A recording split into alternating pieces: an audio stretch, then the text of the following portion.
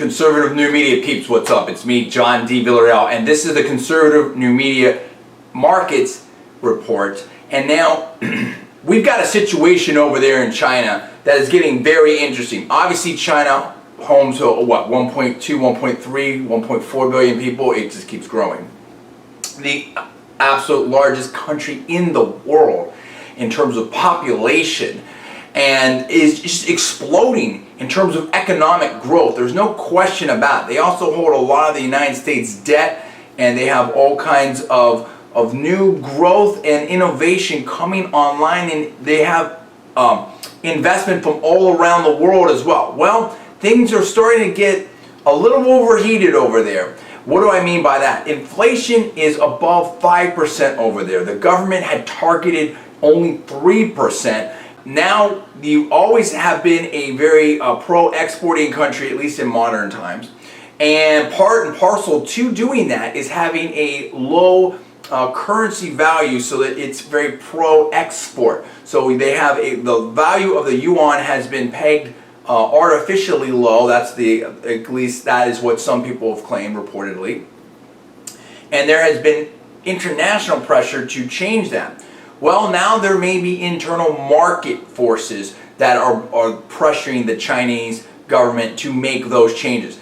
Interestingly, they did not raise interest rates, and that is causing some to speculate that there is maybe an asset bubble over there in real estate and other commodities, and there could be an impending shock to the system over there next year if something's not done. Now, very recently, this is just breaking, they have changed the policy in terms of the reserve requirements for commercial banks, and they're trying to drain some of the liquidity out of the system. But is that going to be enough to stop this potential impending inflation boom over there that could really halt things? Now, here's how all these things work together.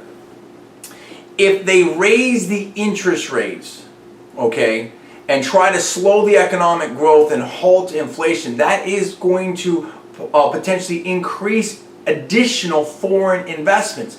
Additionally, by raising the interest rates, that's going to increase the yuan in relation to other countries' currencies, namely the United States and others. The United States is one of their biggest customers.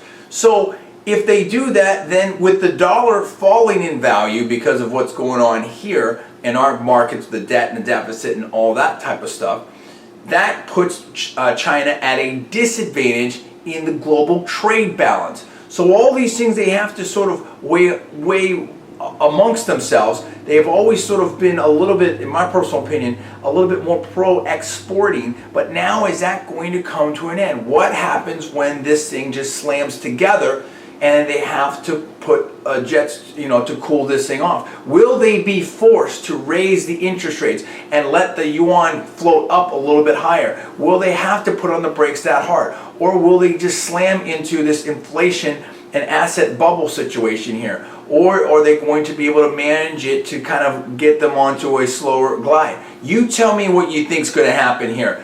This is a breaking story right now. It's very important. China, one of the biggest markets and the biggest country in the world in terms of people. We're going to list a number of articles that have information and an analysis different ways in the description. I want you to tell me what you think about this. Comments below, subscribe above. This entire video and all related comments are all our personal opinion. We're not alleging any facts or making any accusations. It's all for entertainment and informational purposes only. And we bring this again to you. This is the Conservative New Media Markets Report, and I'm John D. Villarreal.